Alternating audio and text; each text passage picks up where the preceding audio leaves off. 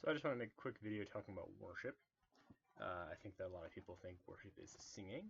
I don't think that we really appreciate what Christ meant when he said to the Samaritan woman to worship in spirit and truth, and in Revelations at multiple points it says that they worshipped, or the elders worshipped, that Hebrews it says that our worship should be acceptable.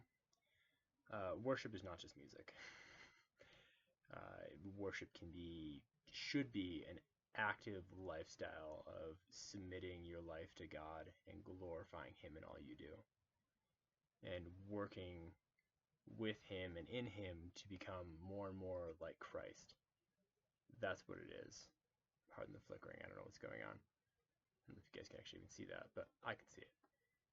So, worshiping God throughout every day. What this can look like is going to be different for everybody. It's going about your work in a positive and happy manner, like not a happy-go-lucky, but an optimistic, more upbeat.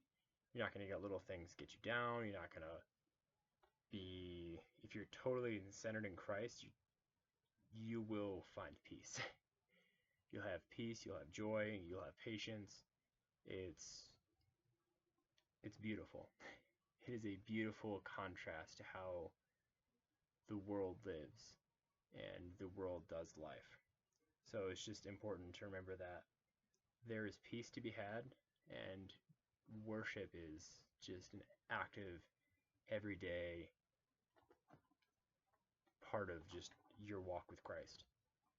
Yeah, so that's really what it's about. So like I said, I did a hike the other day. It was 8.5 hours of hiking, a long time. But I consider that like worship. It's a type of worship. I got into God's creation, went out there and just got lost for a bit. Not quite literally. I knew where I was. I was in Wyoming hiking, but that doesn't mean that I wasn't sure of which way I was going. A couple forks in the trail. So it's just important to remember that the word worship is not just music. And those that are leading churches are doing a disservice if they are not talking about every aspect of worship in their churches. If you go to a church and you have a worship pastor or worship leader, ask them what worship is in their life. Ask them how their life is a symbol, not a symbol, how their life is an echo of worship to God. There we go. Because our lives should be poured out as a drink offering. It should be a fragrant offering of worship to the Lord. Now, is every moment going to be perfect? Are we going to be worshiping God perfectly every moment? No. But can we be making good strides toward that? Yes. We can be making great strides toward that. We can be worshiping Him in everything that we do. If you're washing dishes, you can be worshiping God through washing dishes. If you're a CEO, you can be worshiping God through running a company. There's so many different, it doesn't matter what you're doing. Your work and your life should echo His glory.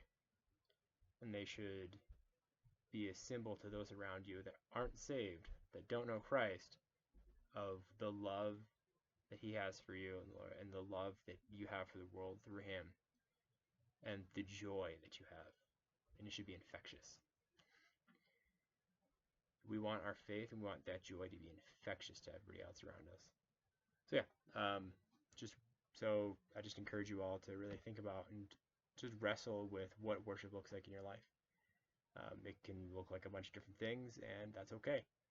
But worship is such a vital part of our lives and part of the Christian walk, and I think that if we're not in the right frame of mind, we can be wasting a lot of time not worshiping God and doing things in a wrong or off way. So yeah, that's my 2 cents on worship, or my 5 minutes on worship. So just know that worship it's more than singing. It's more than a song. It's more than music. Worship is a lifestyle. Go and worship the Lord.